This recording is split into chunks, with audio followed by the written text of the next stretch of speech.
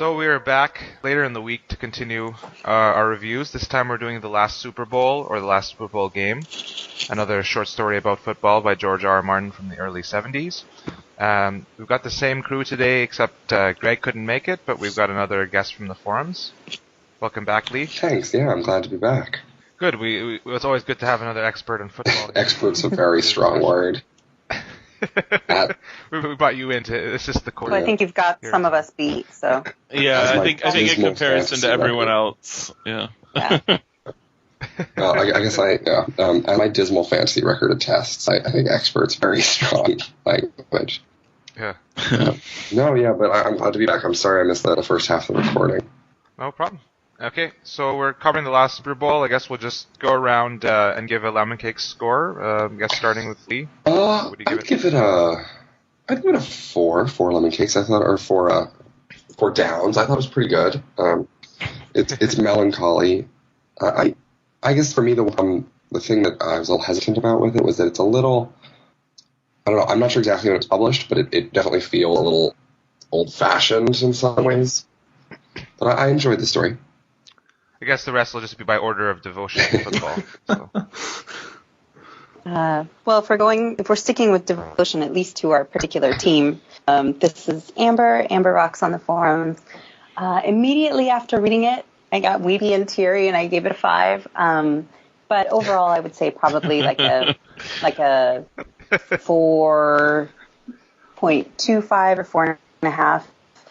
It was like the football half of the story was really exciting and engrossing, and the other half was kind of interesting, but it was so dated, and I kept getting pulled out of the story by, just how, this sounds like this particular technology you have today, and it just kind of brought me out of it a little. But overall, I really enjoyed it. You liked it too. I liked it more than the previous story. Somewhere along 3.5, maybe rising to a 4.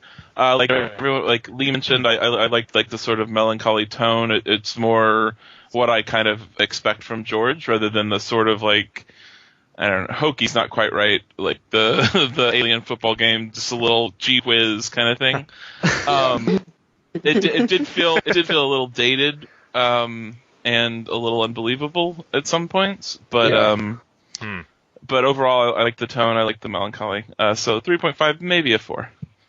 I really liked it. I thought it was one of those stories that it started off vaguely interesting, and you didn't necessarily have a character to latch onto, but it sort of managed to draw you in the more you read, and it just ends on such a haunting sort of lyrical final note that it just kind of elevated the whole piece for me. And it's probably not as developed or as personal as some of his later fiction. I'm assuming this is like an earlier piece. But I really like the use of mythic language and just the image of these mud-soaked athletes, sort of, I guess, quote-unquote, raging against the night of light, which is like a theme that pops up in Martin's other writing. So I think I'll give it a 4 out of 5 lemon cakes, with the caveat that I only just finished it like 2 hours ago. Yeah. Yeah, I mean, it was the early 70s. I don't have the exact date. I believe Greg looked it up. So I'll give it a 3.5 out of 5. I thought it was a relatively good read. And I agree that elements of it were dated.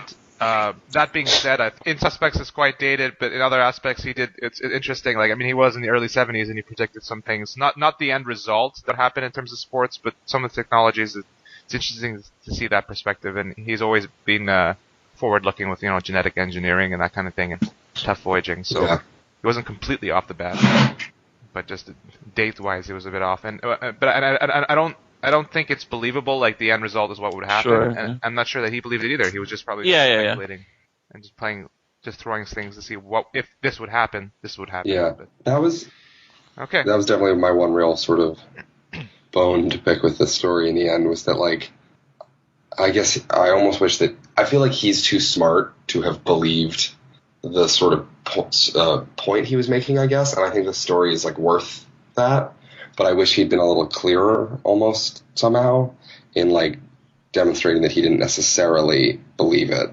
Yeah, and I think he had some sub-points that it wasn't just the technology. I think we'll get through as we go through that he had to make. So let's jump into the story here, which is about a year from now in our time.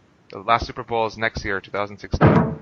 And it's played in the 832 aging fans, 12 sport writers, the Boy Scout troop, and the commissioner of the National Football League. That commissioner happens to be also the Boy Scout leader. I loved how he kept throwing that in there. It was just kind of a little tiny bit of humor. Yeah. It's funny. I like that. And the story basically is, as we said, it's two interweaving stories. One is the last Super Bowl and shows how like this is the end of the line. There's barely any fans, but the players are still putting up an epic fight. Interwoven with the story of how did things get to this point? How did it get so bad for the sports? So I mean, there's two different ways we could do this. We could just go through it interweaving, or we could just focus on one story or the other. What do you prefer? Maybe one at a time, I guess. Yeah. Yeah, if we're doing it sort of people who may not have read it, especially since this one's a little harder to get a hold of, it might be, yeah. Get access to. Okay, well, why don't we start with the technological side of the story, and then Sure. we'll finish with the exciting game. Okay. All right, so it's I mean, the story is it's retrospective in that way, because you know the end result is things have got bad, and it starts off to show what happened first. And what happened first, it talks about some interesting issues. Like he's talking about arguments are the stuff which sports are made, and then like when you ask somebody like what's the best team, or what's the best fighter and what's specific, or best player, you'll find out where up and like what kind of person they are. Like it shows their background, which is kind of interesting. Yeah, it is. I think it's also sort of interesting because it's funny that like I actually sort of I've heard this sort of thing before about how like in some ways like smartphones have brought about like the end of like bar trivia discussions and like bickering about like, oh, who's that guy in MV and stuff like that, which is true. Though I don't know if it's been quite as apocalyptic as George portrays it here. But it's also interesting that he definitely touches on like touches on something pretty like real, I guess, in that way. But it's also interesting that for him, what this story is this idea of like magic computer simulations, instead of more just like having all the knowledge at the tip of your fingertips. Yeah, and I mean, like, there's a point in like I think it's the third page where he says like, ignore question. There's some questions that could be answers, and some questions that should be answers, and there's some that they're not meant to be known, not meant to be answered. And I felt morning comes mistfall. Like, yeah, I mean, it really is one of those things where, I mean. Yeah, all you're going to do, like, you can feed in, like, every variable in the world, right? But those variables are going to change constantly if a game was actually being played. And so even if you had, like, a really, really perfect or almost perfect simulation machine, like, you'd wind up with, like, well, in 74% of circumstances, the Packers are going to win or something like that. Which is just sort of like, well, that's not super interesting. It's like the answer makes the question, I don't know, the answer's not worthy of the question almost. When I first heard of this story, like football or the sports were dead and the computers had taken over, and I thought maybe he was going to be like, computers have predicted everything that will happen, and then this last football game is supposed to test the prediction or something. But he himself shows that, no, it's not that. It's like, it's not really predicting anything would happen. Like, that would be boring. It actually just shows it, and sometimes it might be wrong, it might be different, but it's basically becoming an alternate to sport. Yeah. It's just and they make sure that it's not completely predictable. There's upsets, but like it varies. It's just more entertaining than the actual game because all the players are good. Every team is a championship team. You don't have like a league where it's stacked with like a couple championship teams and the rest suck. And I think that might have been one of the points. Maybe if you ask George, are you in favor of a salary cap? I think he'd say yes, because it's not fun to have one team that has all of the good players and the rest suck. It's boring. So this is an argument for a salary cap in a sport, and I think like a salary cap in hockey is better. It's helped in football. The NFL is actually one of the most egalitarian sports leagues because it has very, very draconian draft laws that I don't understand. Michael might know more. No, I was gonna say like I'm pretty sure there is, but please God, don't ask me how it works. Yeah, like my understanding of it is basically just that like unlike basically all other league, like it is genuinely true that like if you do really well, you have a really, really bad draft pick. If you do really badly, you get a really, really good draft pick, and there's no other elements of chance to that. That's the whole thing. And you have to pick people through the draft, so you can't like sneak players other ways. And then I think there might be some kind of salary cap involved too, or it might just be that everybody has enough money. So at the end of the day, like, Yeah. at the end of the day, like, it is like teams do switch. Like, you know, you can have a team that was a dynasty for 3 or 4 or 5 years, but you can't really sustain it that much longer than that without just like good coaching, basically. Well, and I don't know. I don't pay close enough attention, and I know I've seen headlines about Russell Wilson, you know, going to be signing a new contract. He'll be the highest paid quarterback, and basically what that means is, okay, shit, now they're not going to have enough money to pay other good players. So there's definitely some form of checks and balances in there. It is no baseball. Like, Well, that could just be they just don't have money, not that they have a salary cap. If only we had a machine that we could just type in and see if there's a salary cap. There is, yeah. I looked it up. There is a salary cap. It is currently $133 million. damn. A year So at least it's something. I mean, the Yeah, draft per team. for a contract. Well, that's for all And there's teams, the there's whole team. 45 people I mean, on each a player football gets team. a lot of money. Like, yeah, Yeah. good. But I mean, because drafting is only half of it. Yes, that'll help you develop a team, but like if you don't have a salary cap, they'll just go buy all those players later. Yeah. Anyways.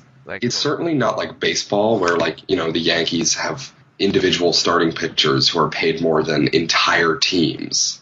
Like, I don't remember the exact statistic, but I think like CC Sabathia makes more money a year than all of Diamondbacks or something. There is some like weird, you know what I mean? Like, football doesn't have anything like that. Yeah. And the other aspect of this underlying story, as it shows, like the computer started, just the idea of simulations. He doesn't quite put it in the way he describes it. I mean, it would have been hard in the 70s, but he kind of talks about, I guess, either like 3D animation or like you know, like I guess we have that kind of just like simulating a game. Yeah, that was to me was sort of like this embarrassing is a little rough, but like the idea that was an idea, like somebody in the film industry would be like, "Hey, I just had this crazy idea. Why don't we have animation that's photorealistic?" And like everybody else at the movie studio was like, "Yeah, that would be really great if we could do that." Like that would have been saving us money for years. We wouldn't have to pay for actors either. Yeah, but I mean, was that commonly accepted in 1970? How many people were thinking? Yeah, exactly. Again, like I'm not saying that I'm saying it sort of seems dumb now. Yeah. But it may not have seemed that way at all in 1970. But it was just funny the way it was presented as an idea. Like they say that it was this one engineer, you know, whatever. Washington And it was just like, what an incredible idea. The words that are used to describe it are very modern exactly. at that time. Yeah. Like just like, but you can see like he had the idea. They didn't have like the words to describe it. Like he had to like. It actually, you know what it makes me think of? It actually seems like a better analogy for video games and like home. I was thinking good Madden. home cable than it does for like actual, you know, because like it's been a disaster for movie theaters. You know, and like But, I mean, yeah. The lords of movies, the lords of theater. Yeah. But yeah, I mean, like that's something. Like there's a Connie Willis short story or novella about you know, basically when they hit that point technologically where they can, you know, actually make an you know, quote unquote CGI or animated movie. Where it looks like the actors are real people, like they're absolutely indistinguishable from filming with real people, and how it just completely kills. Like there are no actors anymore. Like everything is just, you know, you pick your own leading ladies, leading men, or whatever. Every movie you go to, you just, you know, say like, who do you want to be the romantic lead or whatever, and just pop it in. And I thought that was, and I imagine it was written later or whatever, but I thought that was a more believable sort of outcome to that technology than the idea that people wouldn't watch live sports anymore.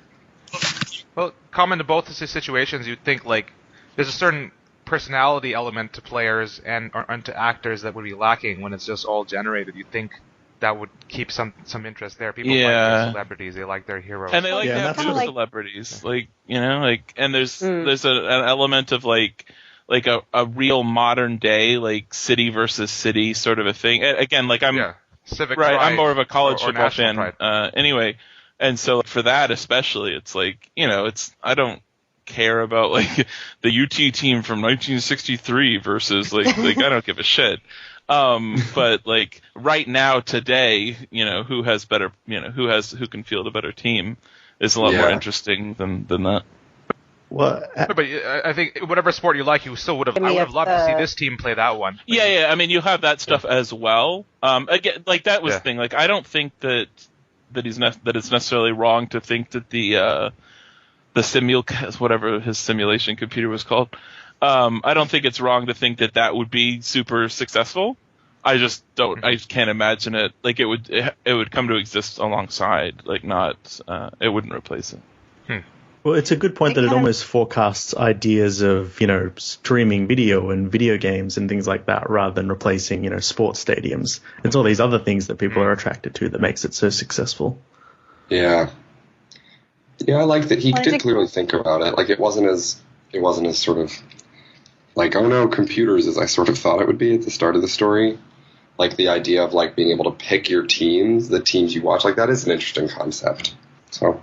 And it's a good comparison with movie theaters. Like the idea of the movie theater being this special place that people congregate to is becoming less and less relevant as streaming becomes so much easier. The idea of reproducing video, reproduction is like the death of this. It takes sort of the varnish off something like a movie theater when you can just watch it anywhere. It kind of reminded me in a way of The Matrix, how, yes, there's the possibility that this outcome in this story would happen, but at the same time, people are always going to be people. Like there's always going to be that element where you can try and make it perfect, but people aren't going to be satisfied. So you always have to keep that human element of surprise in it. Like even if they were, completely using CGI for actors for every movie, it seems like you would still have to have actors laying down like tracks in a way. Yeah.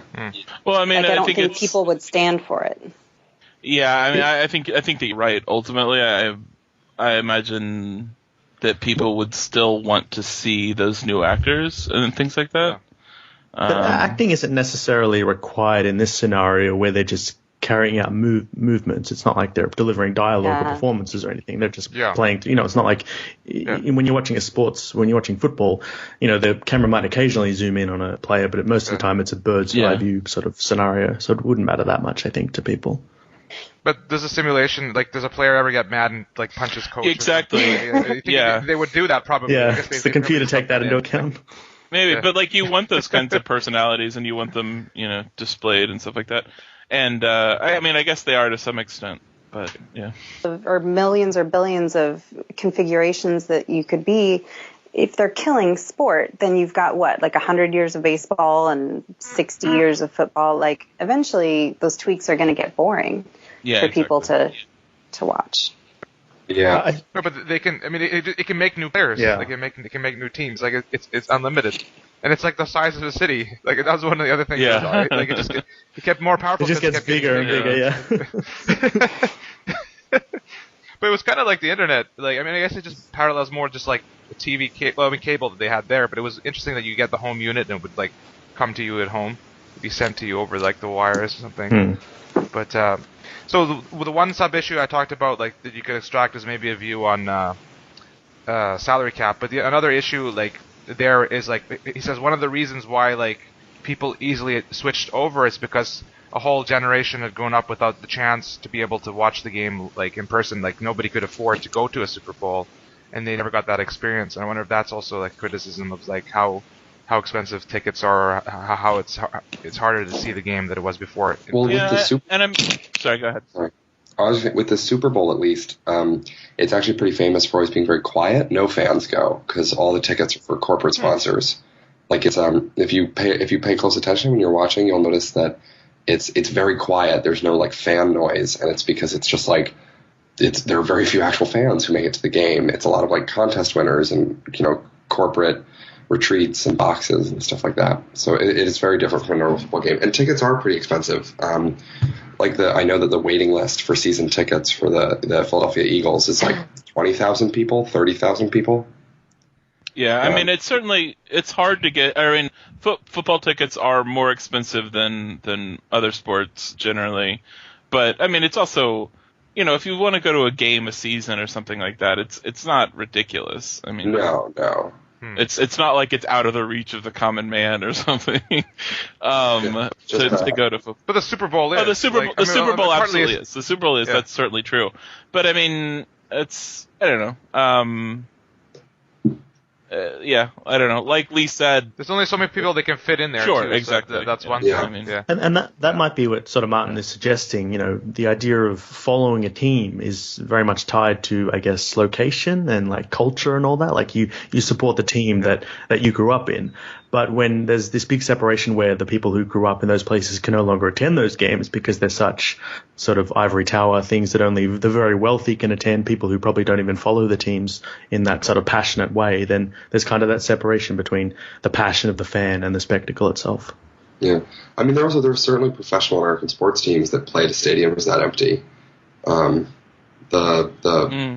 Marlins, the Florida Marlins, which, I mean, that's baseball, but like they played a totally empty stadiums. When Roy Halladay pitched a perfect game, there were less than 5,000 people in the stands.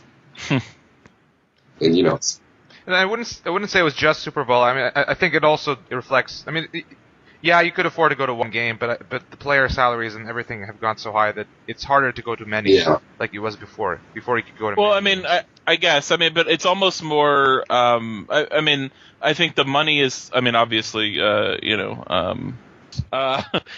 I can't think of the thing where there's only a certain amount of things, and so the price goes up. I sound like an idiot. I don't know what's wrong with me. Like It's supply and demand. Sorry, Jesus. There's just more people, right? And the stadiums aren't any bigger, so of course price goes up, commensurate with that. But the same number of people are going to these games. The population is bigger, obviously, but the same number of people are going to these games because it's the same, 80 or 100,000 seat stadiums. I mean, so it's not like fewer people are getting to go. That's true. Yeah, and it might not be so much a criticism, but just like lamenting that's the fact. That's what happens. It can't be the same. Yeah. And again, obviously, I have to stand up and say, college football is much purer, and people should. That's all fans. No. You're a true Texan. If I really, I should be talking about high school football. Probably. Yeah. The description itself was interesting. Just he kept using the term "lords of sport" and like how they gun fat and lazy and rich and whatever. And so he maybe had a bone to pick with the lords of sport. It's a funny phrase. It's pretty cheesy, but it's kind of cute. It certainly captures what he's trying to say. Yeah. It's almost like this kind of Mad Max 2 type language where this kid has heard stories about the last Super Bowl and is retelling it to his friends in sort of heightened manner. So I have one more question on this half of the story. Is like, even if you accepted this change happen, I feel like things like the Olympics would still exist because the Olympics are like a reflection of not just it's not just national pride, but the power of your country. You just had a computer. Really I agree completely. I think the Olympics for sure. College football, again, for sure, would be like that. I mean, like high school football, college football, I don't see any reason that... People are still playing the sports. They're still playing them. They're all like slobs sitting there and watching it. It just like they don't want to watch other people. That's what he says too. They played tennis and golf, but they didn't want to watch other people. Well, the one thing the story makes me think, though, is that like I end up thinking like, at a certain point, they're going to be like, you know what, like we maybe want some new famous teams, and suddenly all the simulcasts like start their own sort of like league just to get like more players, and you sort of end up because like at the end of the day, they will eventually want new content, basically, They'll want fresh stories to tell. Yeah, and I think that there's only so much you can do with like they can randomly generate new players. But I think that I think that one of the reasons that people like the new simulated games is that it's still all the old players that they love kind of thing, right? Like you can be a Joe Montana fan or something. Well, not in this story because it was 75, but you could be a Johnny Unitas fan or whatever for your entire life, or forever, and he would play forever. But you could love that one guy. But I think that eventually you would want to have a new person that actually had personality and wasn't, randomly generated or something. And it's sort of asking this question, like, why do people watch sport? Do they watch it for the statistics, to see their team, represent them and win, or do they almost watch it for the narrative? Like that's the only thing that matters. It doesn't matter whether it's real or fake or whatever. They just want to see the sort of, the story unfold. And if that's on a movie screen with actors or CGI, it doesn't matter because all they want is that spectacle. That's what sort of fulfills them. Yeah. Well, just that parallel story that you mentioned, that in terms of like no actors anymore and just movies, I probably would watch that. Like it doesn't make a difference to me when I'm watching a movie if it's a real person doing it or not. Like it's not real anyways. Right. That person, and I think actors are paid too much anyways. So well, I feel like it's different with actors because there is so much brought by the actor just in their face, their little intricacies of their expressions and stuff. But I don't. Well, they can do all of that in the computer. Well, clearly they can't because you watch the Polar Express and it's like looking at a dead thing. Yeah. I mean, that's just a technological argument. But, yeah.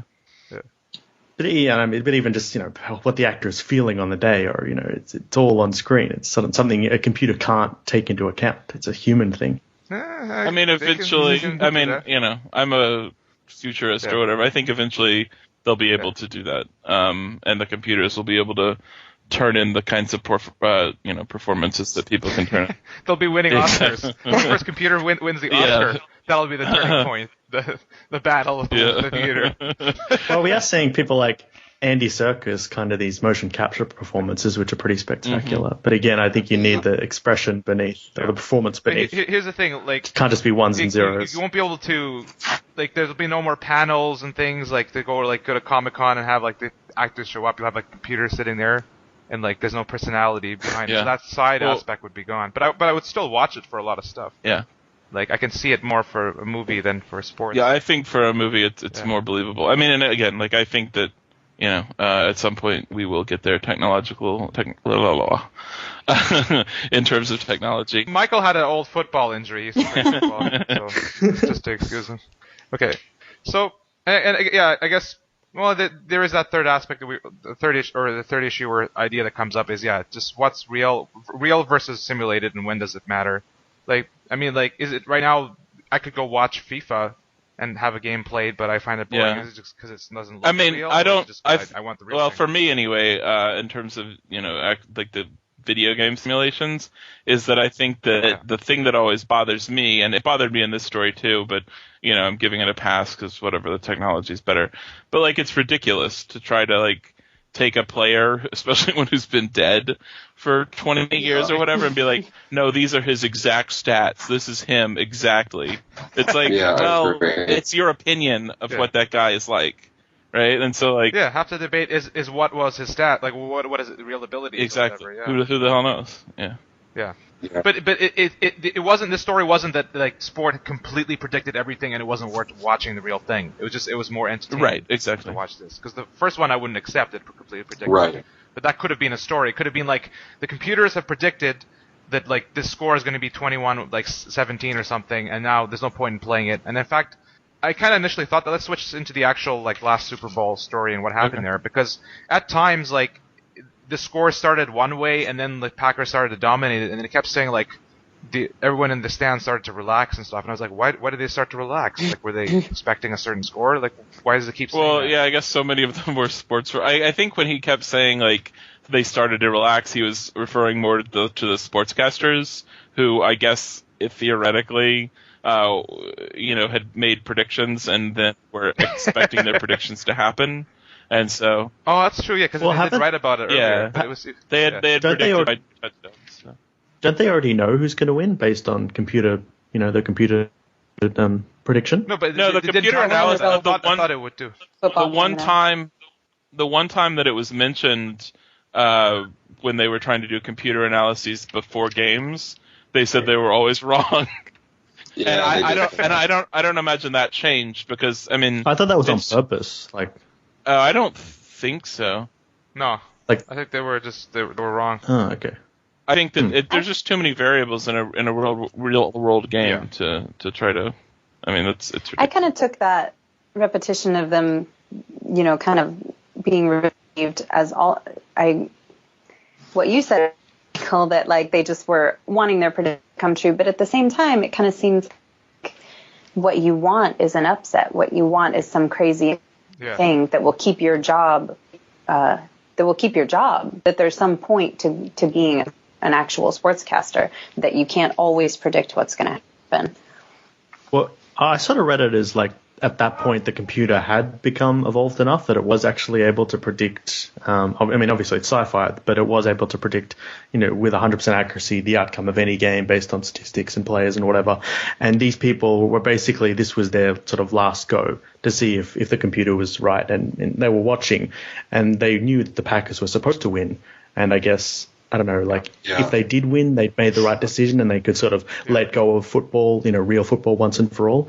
But, the ultimate goal, I guess, was if the other team, the Jets, won, then maybe the computers could have been proven wrong. So that was the goal, but didn't. No, I think that was it too, but it didn't. Maybe not. Okay. Okay.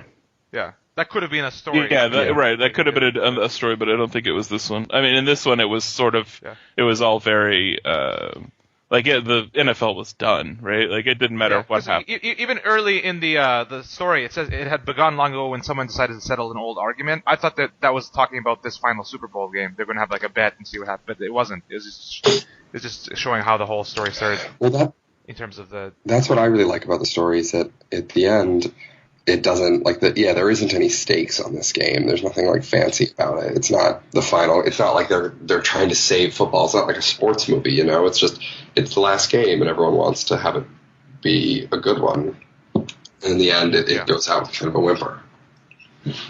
Yeah, it would have been. I mean, to have that upset, to have that final play would have been the best way to end it, and it doesn't get there. But are the Jets and Giants both George's favorite things? It's the Jets and the Packers. No, he loves the Jets and the Giants. No, sorry, yeah, that's correct. The Jets are one of his favorite. Because it's funny, because both times they make it, they're always the underdogs, and the Giants are like mediocre, and they both lose. Both these teams lose in the story. So. Yeah. But so the actual last Super Bowl has the Packers, right? As you said, I believe, had won the first Super Bowl, so it was appropriate that they were there. Right. They had moved against the Jets, who had also had moved. Yeah. It's a cheese sandwich. Even I know from his Not a blog that George always talks about how defense wins championships. So the Packers have a powerful defense. Offense is showable. The Jets have Keith Lancer, and they have a good offense. But I could kind of be like, oh, okay, defense is probably going to win because that's what he favors. And so they have the classic confrontation: offense against defense, one brilliant man against a smoothly oiled machine, one lone hero against a horde of monsters. It's very romantic, which I think sports certainly can be, but I love that right off the bat, from him counting the number of people in the stadium, the weather was kind of drizzly and yucky. It does lend such a romantic kind of melancholy, as you said, air to it. And it is very melancholy. Yeah, sorry. It makes you think of, there's a famous George Carlin bit about football, and how it's this wet, cold, industrial game that's played at the worst season of the year. And it's complimentary too. He's not it's not a George Carlin liked football, but this makes me think of that a lot. I loved it. I thought it's a great ending. Yeah, and it is very melancholic, and the stadium is almost like this sort of dying beast. It hasn't been, stadiums are often like the thing that gets destroyed during a disaster or something, but here it's not destroyed, it's sort of just abandoned, and it's just this crumbling sort of Greek amphitheater that people have just lost interest in, and they've forgotten its sort of memories and its histories, and it's just been abandoned, and it's sort of, weirdly tragic in that Martin-esque kind of way, what's that place in Essos, the Sorrows or something? That city that's been abandoned and it's mist enshrouded, and was it the Festival City? And Tyrion, you can hear the sort of songs and the laughter amidst the sort of dark silence. Yeah, Dying of the Light, as you said, it's kind of has that themes. There's one thing I'm going to mention here I forgot to mention in the earlier discussion was just a situation where the Lords of Sport, they're losing and they switch over trying to sue them and stuff, and then they fail that.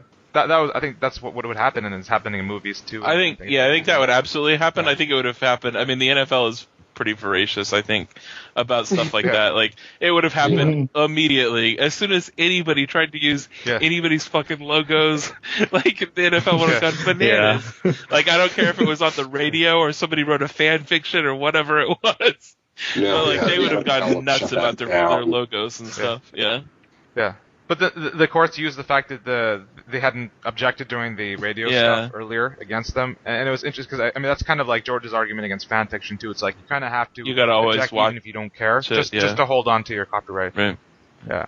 So that was interesting. But anyways, back to the story here. I think Michael, you found either an error or you had a question about. There was a strange thing in the very first Green Bay Drive. I think it says they. Sorry, I'm not on the page anymore. But it was they drove down to around the 35, and then blah blah blah Packers before the drive finally bogged down around the 35. The field goal attempt was wide. The Jets took over on their own 20, and usually you would take over at the spot the other team was when they missed the field goal. So I thought that was odd. Yeah. I don't know why that would be, but. Was there a rule change since back then? I don't know. I didn't try to look it up, but No, that's a pretty old rule. I mean, I think it's probably just a typo. Would he have forgotten to put in a kick return or something? Like after the failed field goal, do they just it's just like failing to convert on fourth down. Like they just take the ball over. Oh, so you just start there. Yeah. Yeah, it went wide and they took over. Or Michael, it does say near the 35. It does say near the 35, but like also 15 yards. Yeah, and you feel pretty stupid missing a 20 field goal from the 20, but I mean it was raining, so I mean it's not impossible, but like you're gonna it's more likely you're gonna miss a field goal. And it's not a 35-yard field goal because you have to add the things, but so it's Okay, well maybe George will give us an answer. It's just a typo or something. It's probably just a typo, but it's interesting. You caught that? All right. I'm looking at a list of NFL rules changes. So in 1994, it says all field goals attempted and missed when the spot of the kick is beyond the 20-yard line, the defensive team taking possession will get the ball at the spot of the kick. Based on the fact that that's a rules change, it looks like maybe they used to just get it to the 20. Yeah. That makes sense. Nice.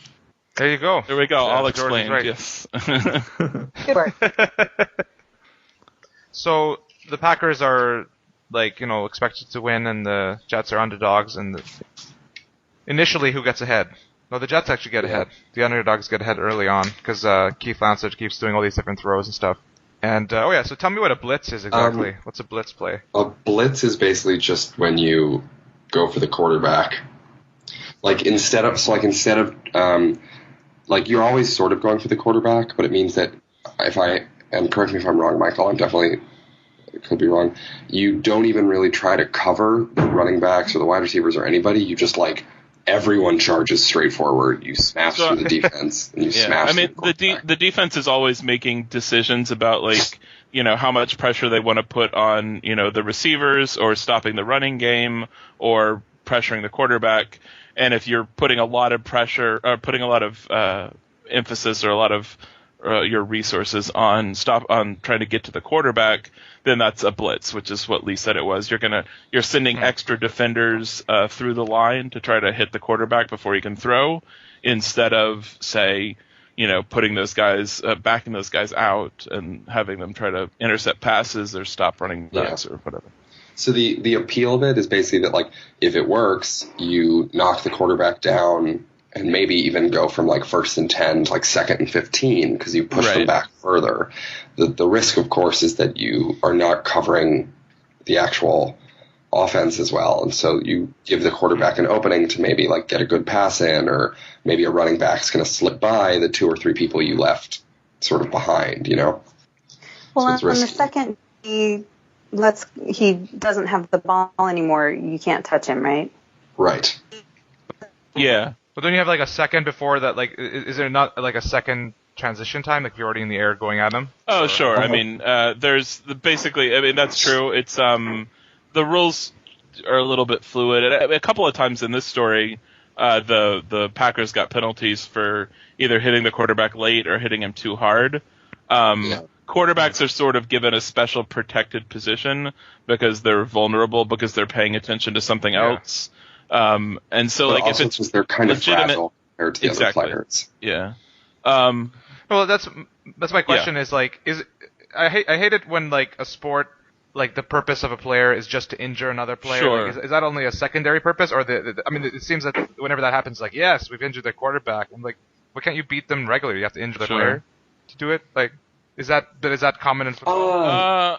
I mean, that's a pretty bad sportsmanship to try to deliberately injure somebody. And I mean, I don't think I don't know. Pretty rarely do fans, I feel like, act happy when they've injured somebody. It's certainly, and again, like, football is getting a lot of publicity lately, or the NFL especially, football in general, is getting a lot of publicity lately about long-term effects of concussions and various things like that. And so the NFL is definitely on a safety kick at the moment, trying to make sure that people don't get hurt as much. It's like it doesn't have the stuff like in hockey. There are those players whose like their whole job is just to hit you, and like you don't really have bruisers like that in football. But at the same time, like, football is a game where the quarterback is gonna get injured. Like, you know what I mean? Like, if it's gonna happen, the quarterback's probably like 200 pounds, and if one of the linemen hits him, he's going to get hurt, and it may not be someone's fault. You know? Yeah. Well, I can get the intimidation factor, which is fine. You're definitely trying to scare him for sure. Yeah. Yeah, but like, if your only goal is to actually a blitz has a different purpose. I mean, the blitz, you're trying to hit the quarterback in the backfield so that they lose yards instead of gaining yards. Like, it's a totally legitimate, not a scare tactic or anything like that. It's just trying to, make them lose yards instead of gain yards. What would be illegitimate would be purposefully like, oh, he's thrown it, and then you smash into him anyway, and then afterwards try to say like it was too late to stop. That would be illegitimate. That could happen on any play, not just the blitz. Yeah, and I mean exactly. Yeah. And that's obviously, that's a referee call for roughing the passer or personal foul or various things like that. And like I said, there are actually a couple of those.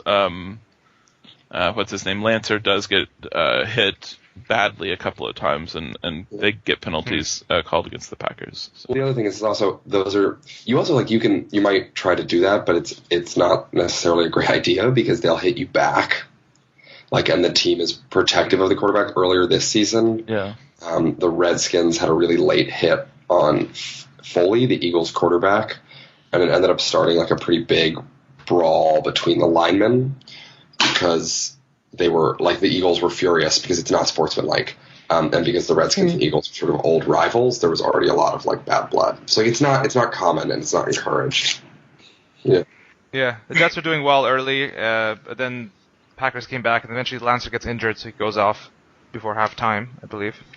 Okay, so Packers are way ahead, 24-7. People are leaving, like the stadium, and you think that was it, but no. The Jets are coming back. I did think it was kind of funny, like almost a little awkward to be reading about football play by play, because the way it's written, it sounds exciting, and things are happening, and I'm trying to read it in this heightened pace, but at the same time I'm trying to pay attention because there's numbers and things involved that I don't necessarily follow very easily. So it was just kind of this strange. It's strange to read a play-by-play of football when everything happens so fast in real life, and you're reading it at the pace of what your brain can understand, or my brain. Yeah, that makes sense to me. But still, kind of by the final plays, it got exciting. But yeah, I don't really know the rules of American football at all, but I still found it exciting. Just like the two gladiators kind of just smashing into each other and passing the ball back and forth. So I think it still worked on sort of excitement level. Yeah. And just the imagery of the mud being. I appreciate there's a lot of strategy as well, right? Like, even I don't know what's going on a lot of times, there's a lot of strategy in the game. Yeah, I can appreciate that. Yeah, I thought the excitement of the game came through relatively well. Yeah. Well, he has all this, perhaps over the top descriptions sometimes, but it's just like the forefront came like roaring like demons out of hell, and it's pretty.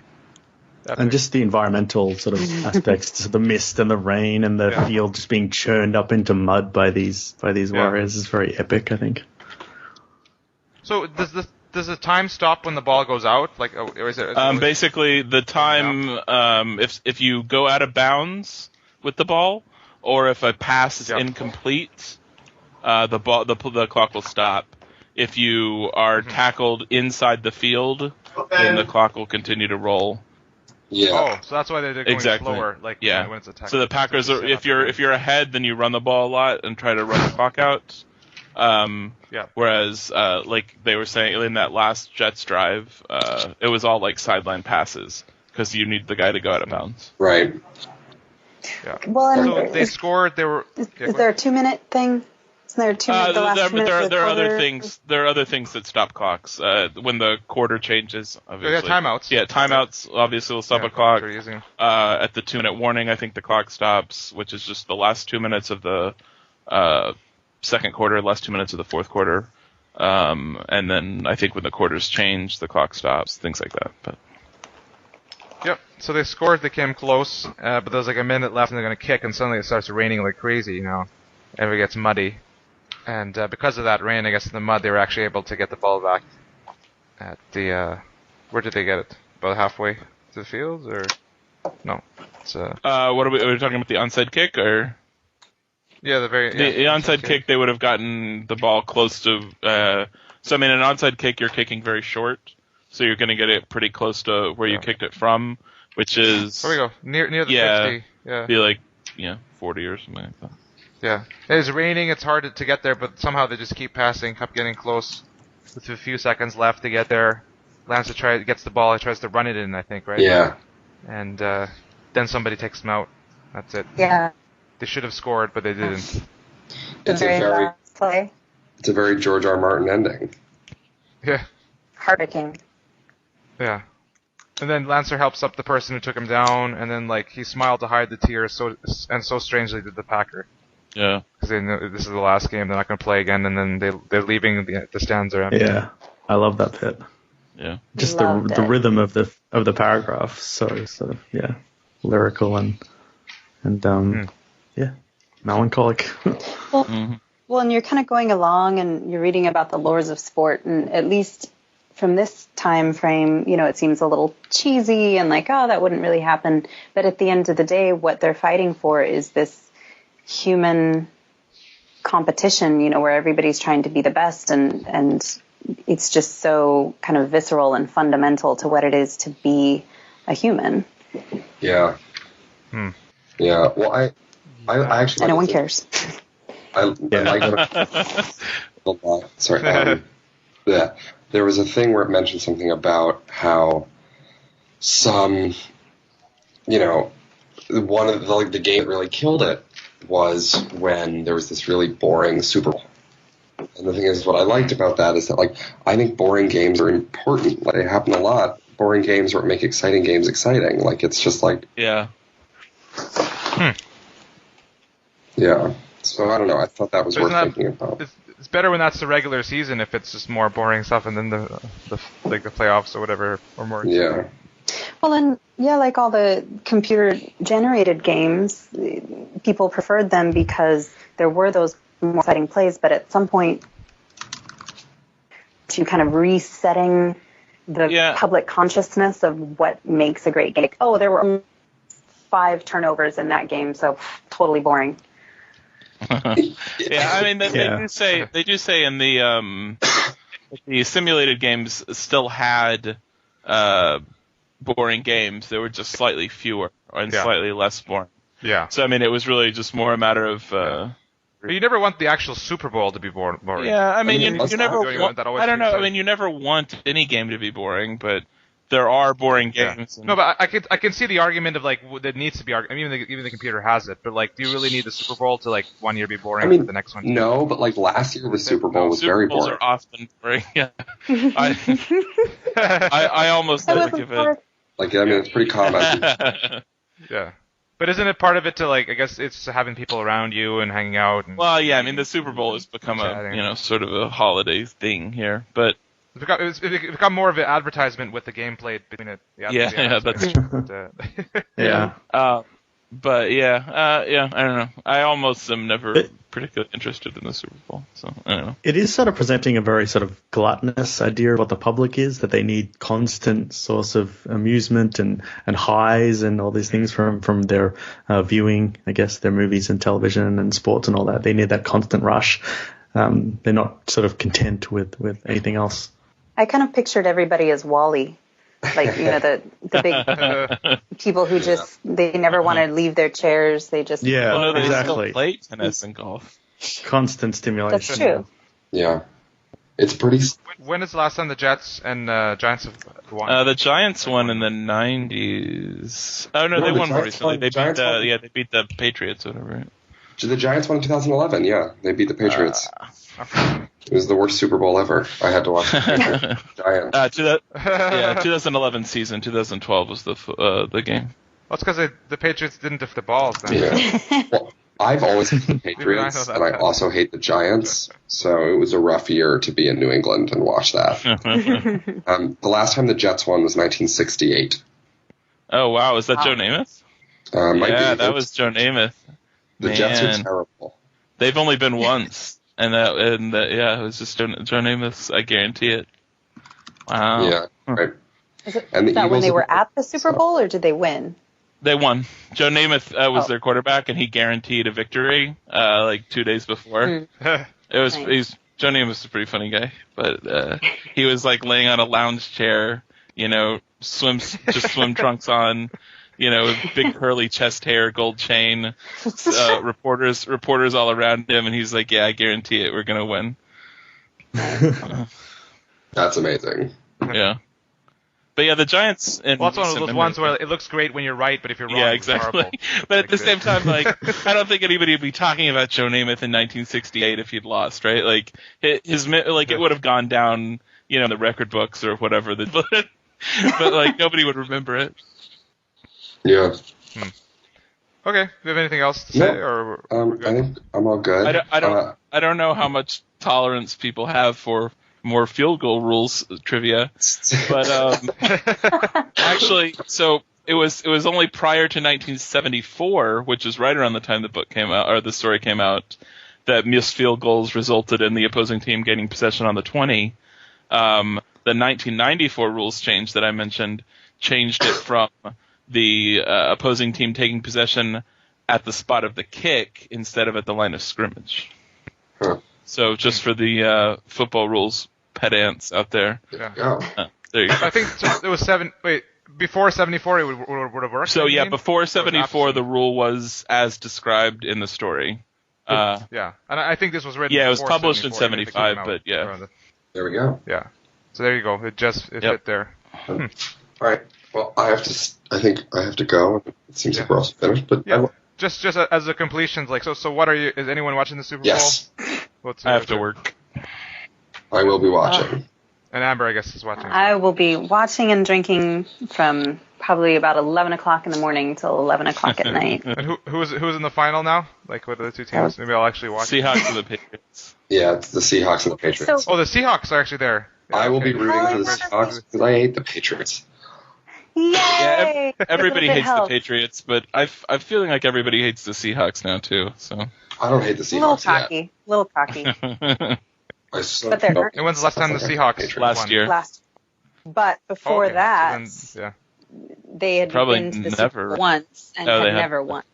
They had, So you got to try to get that back-to-back thing. Exactly. Get into the record books there. because what is it? It's the whole thing that nobody's even been back to back, let alone won back to back in 10 years, I think. And the Patriots were the last to do that. Yeah. It's hard So- to do. The so- NFL's a lot more even than most leagues. Yeah, that's true. It is hard. So I didn't even consider, I just kind of assumed that everybody was picturing this game as the NFC Championship that happened 2 weeks ago. So just to share, I mean, if you didn't follow that at all or anything.